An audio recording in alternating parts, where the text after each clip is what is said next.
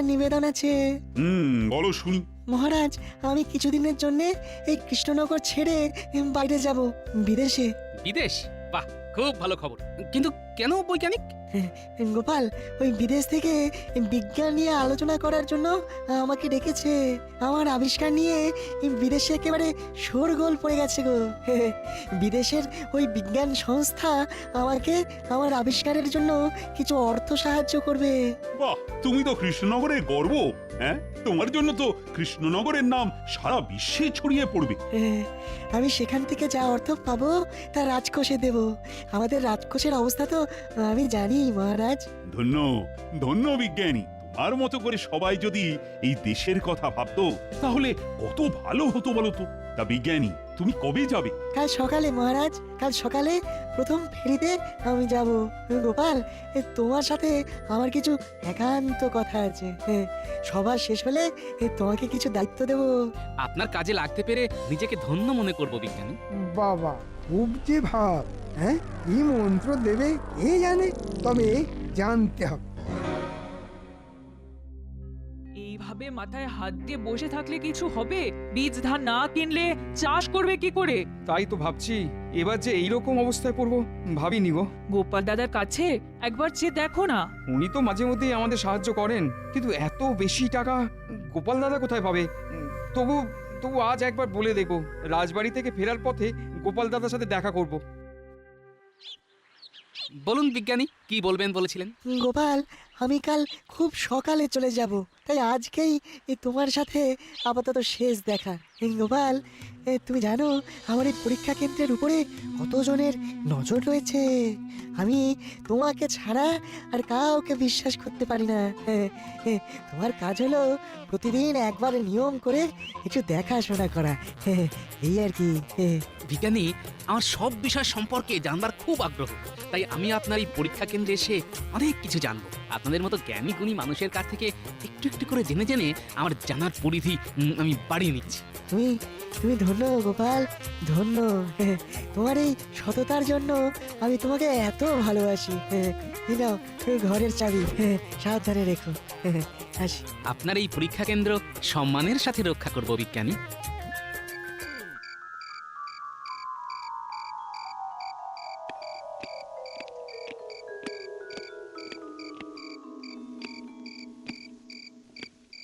আজ এত দেরি হলো? পুটির বাবা তোমার জন্য অপেক্ষা করতে করতে চলে গেল। পুটির বাবা এসেছিল কেন? এত কিছু বললো না গো। যাই, একটু পুটিদের বাড়ি থেকে ঘুরে আসি, কি দরকার পড়লো দেখি। এই তো এলে, কাল সকালে না হয়ে যাবে? না গো গিন্নি, কেউ বাড়ি বয়ে এসেছিল, নিশ্চয়ই খুব প্রয়োজন। আমি যাবো আর আসবো। ও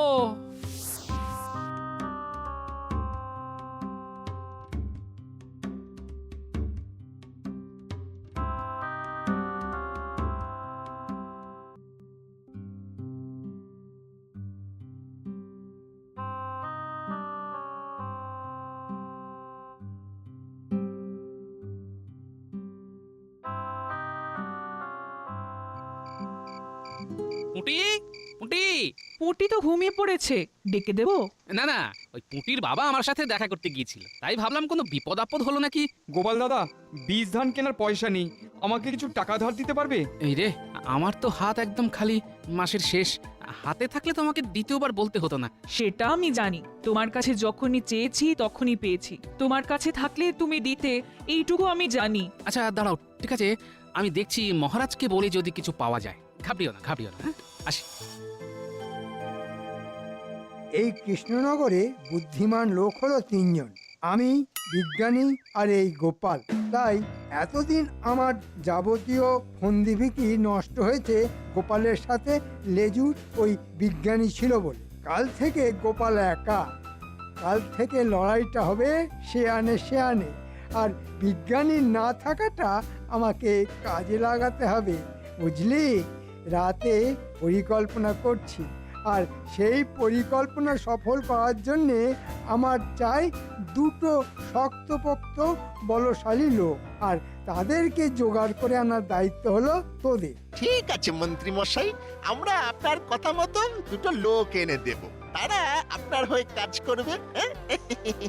ঠিক আছে, তাহলে তোরা এখন আয়, কালকে লোক দুটোকে নিয়ে এসে আমার সাথে দেখা করা। ঠিক আছে মন্ত্রী মশাই।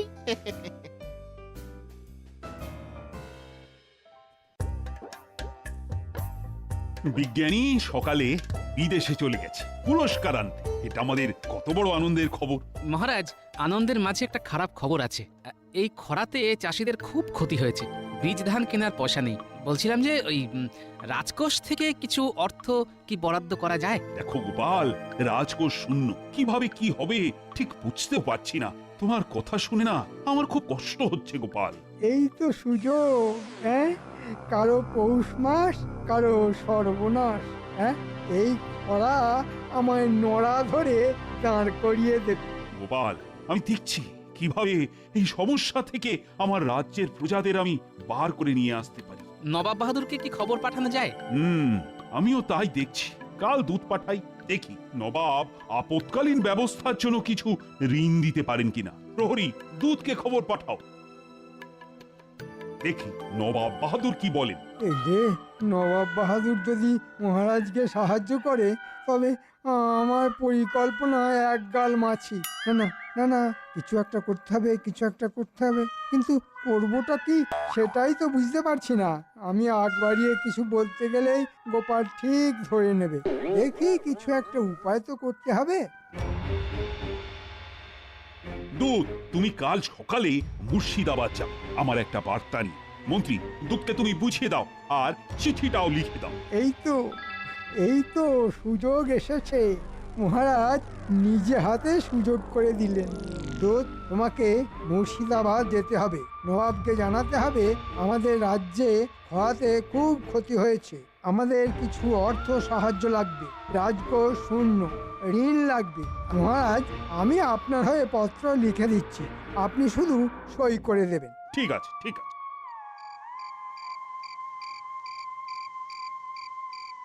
আমাদের মন্ত্রীমশাই কাজের লোক চেয়েছেন। তোমাদের এই কৃষ্ণনগরে কেউ চেনে না, সুতরাং তোমরাই কাজটা ঠিকঠাক করতে পারবে। এখন তোমরা আমার সাথে ওই মন্ত্রীমশাইয়ের বাড়ি চলো, বাকি কথা ওই মন্ত্রীমশাই বলবে। ঠিক আছে, চলো ঘটাদা, পয়সা করি ঠিকঠাক পাওয়া যাবে তো? ও নিয়ে তুমি একদম ভেবো না। ঠিক আছে, তোমাদের সাথে এই আমাদের প্রথম কাজ, দেখো শেষ কাজ যেন না হয়। আমাদের নাম কি জানো তো? ষণ্ড আর পাষণ্ড। যদি দেখি বেচাল, করব লন্ড ভণ্ড।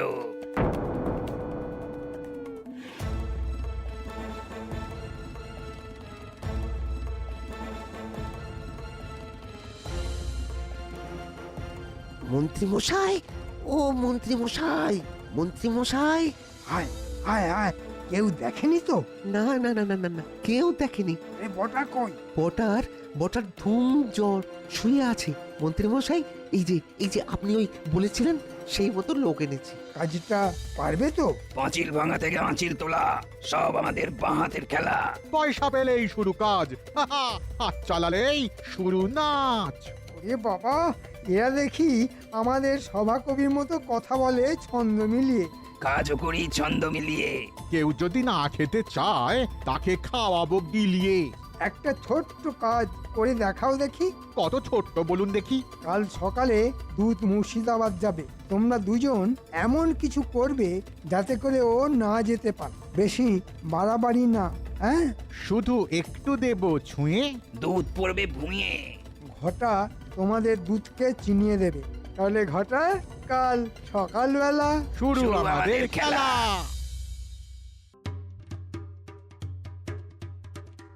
এই দুই গাছে বাঁধলাম দড়ি, দেব শুধু টান। দুধ মশাই পড়ে গিয়ে দেবে পিঠ টান।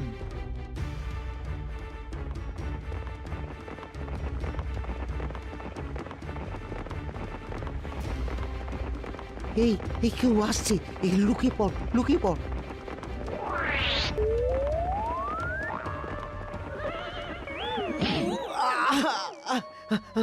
ওরে বাবা রে, ও ও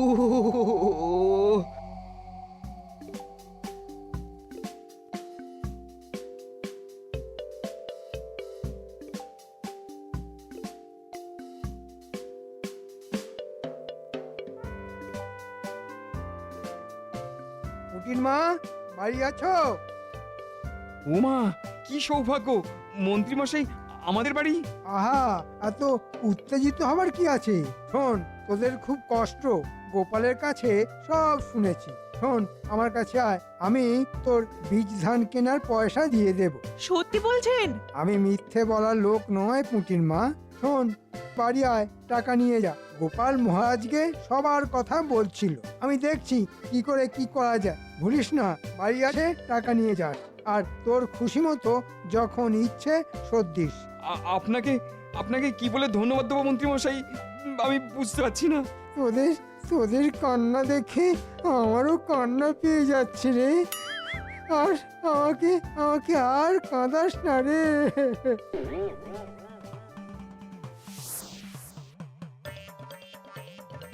বাবা, কত জিনিস, কত আবিষ্কার!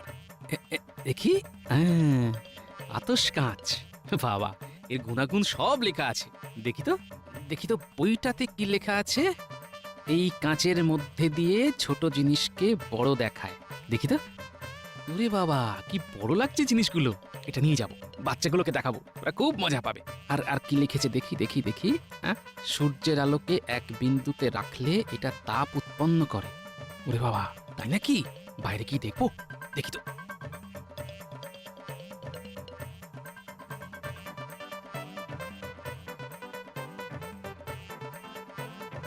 বাহ, উল্টে পুটিরা এটা দেখে খুব খুশি হবে। এটাকে কিছুদিন আমার কাছে রাখি।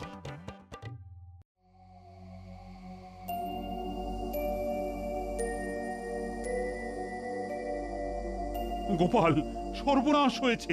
এই দেখো দেখো, দুধের কি হাল হয়েছে। এ কি, কে করেছে?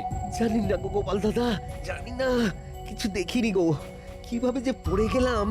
উফ উফ বাবা রে। ও ও নাও, তুমি বিশ্রাম নাও। তুমি বরং সুস্থ হও, তারপর দেখছি। ওর সুস্থ হতে হতে না আমি বড় লোক হয়ে যাব। তাহলে এবার কি হবে? দেখছি কাকে পাঠানো যায়। যাকেই পাঠান মহারাজ, সবারই হাল হবে বেহাল। শোন, এই নে, এই লাল পুঁটুলিতে 100 সোনার মোহর আছে। আপনি আপনি ভগবান মন্ত্রীমশাই। নে, এইবার এই কাগজটাতে সই করে দে। কাগজে সই? এই যে টাকাটা দিলাম, একটা কিছু তো আমার কাছে রাখবো। আরে তোর কিসের চিন্তা? বাড়িটা বন্ধক রাখছি না তো। ওরে না না, আমাকে দেখে কি তোর উদ্ঘর মনে হয়? হ্যাঁ, আমি তো এই রাজ্যের মন্ত্রী, রাজার পর আমিই আছি। নে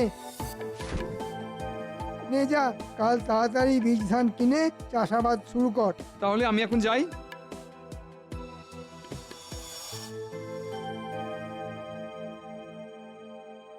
যাক বাবা, বীজ ধানটা কাল কিনে চাষটা শুরু করে দিই। ঠিক ঠিক 1 বছরের মধ্যে সব শোধ করে দেবো।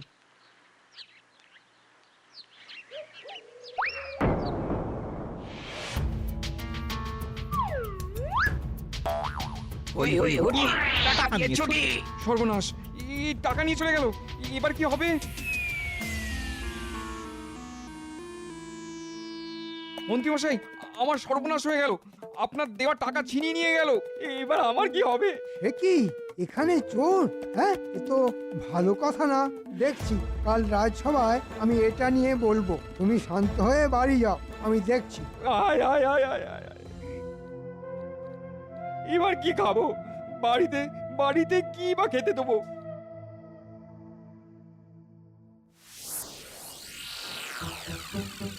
আপনার জিনিস এই নিন। আমাদেরটা এবার দিন। একেবারে নগদে, কাজ হলে একসাথে দিয়ে দেব।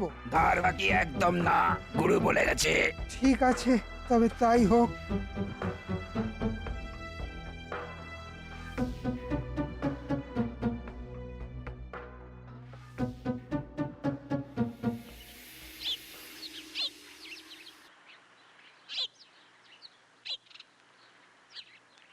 কি গো পুটির বাবা, এভাবে বসে আছো কেন? কপাল কপাল গোপাল দাদা, মন্ত্রীমশাই আমাকে 100 মোহরের একটা পুঁটলি দিলেন বীজ ধান কেনার জন্য, সেটাও চিন্তাই হয়ে গেল।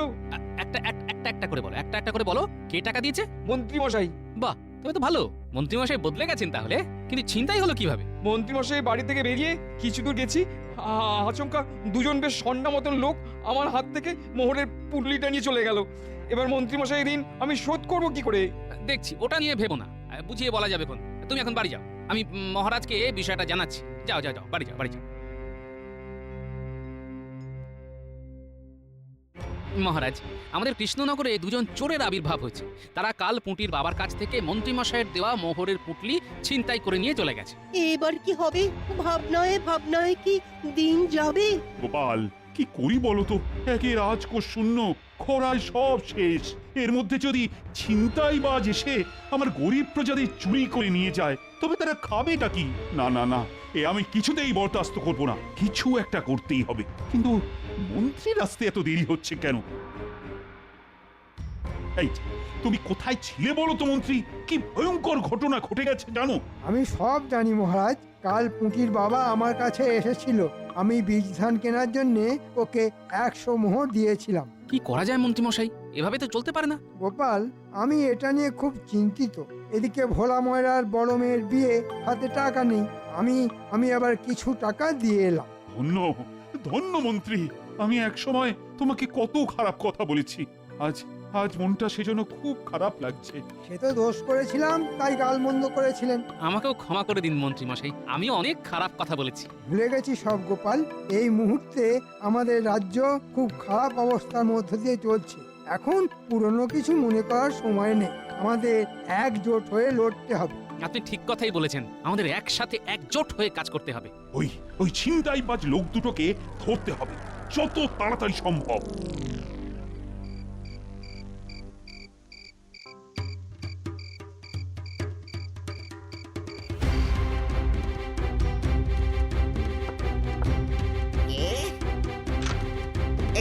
কে তোমরা? কি করছো? এই লাল পুটুলি নিয়ে ভাগছি ভাই। তোমার কথা শোনার সময় নাই। একই মানে ওই লাল পুটুলি নিয়ে ভাবছো মানে? ওটা আমার মেয়ের বিয়ের জন্য ওই মন্ত্রী মশাইয়ের কাছ থেকে ধার নিয়েছি। হ্যাঁ, তুমি ধার নিলে, আমি কেড়ে নিলুম। লাল পুটুলি নিয়ে আমরা চললুম।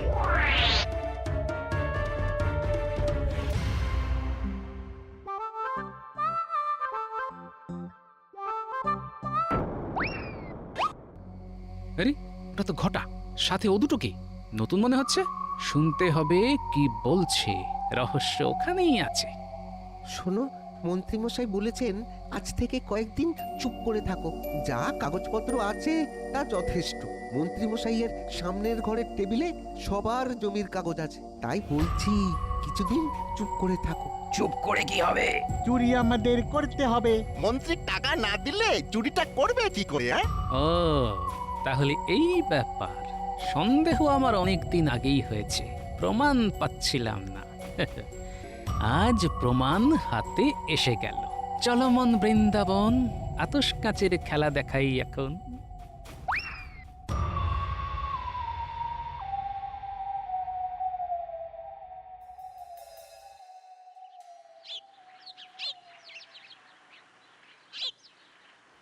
এই দেখ, এইটাকে বলে আতশ কাঁচ।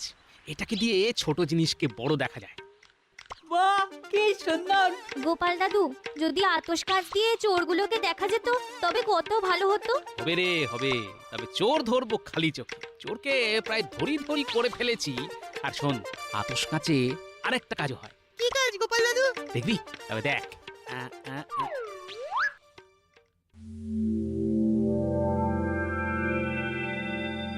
ওরে বাস! একটা কথা বলি, তোরা একটু তোদের চোখ কান খোলা রাখ। কোনো অপরিচিত লোককে আমাদের এলাকায় দেখলেই সাথে সাথে খবর দিবি। চলি রে।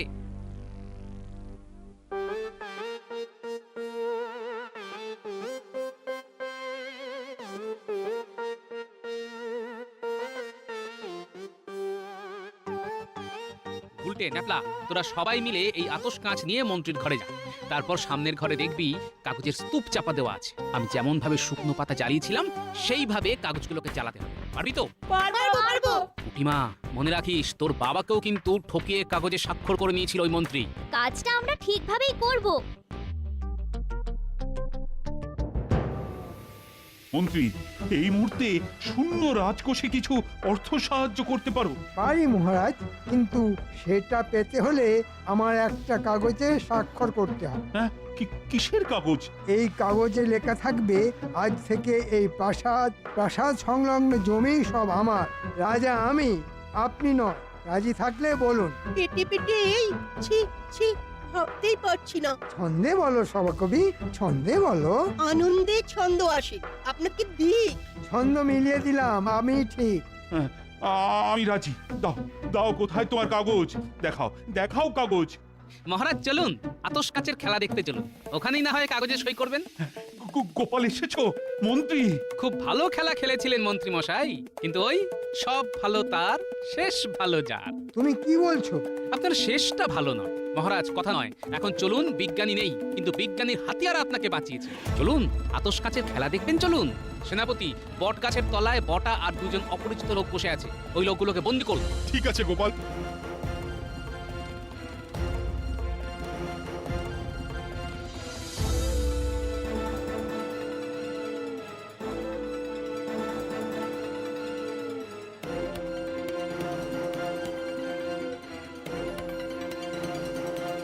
খুব দারুণ পরিকল্পনা করেছিলেন, ভালো সাজলেন। আমার মনে একটা সন্দেহ ছিল, আমিও আপনার তালে তাল দিলাম। মনে রাখবেন, আপনাকে কিন্তু আমি এক ফোঁটাও বিশ্বাস করি না। আমি জানি আপনি মহারাজের সব সময় ক্ষতি চান। গোপাল, গোপাল, তোমাকে যে কিভাবে ধন্যবাদ দেব? মহারাজ, আমি আমার দেশকে ভালোবাসি, দেশের থেকে প্রিয় আমার কাছে কেউ নয় মহারাজ। গোপাল, তুমি সবার সেরা, বিশ্বজোড়া নাম। গোপাল, তুমি এই পৃথিবীর শ্রেষ্ঠতম দান। জয়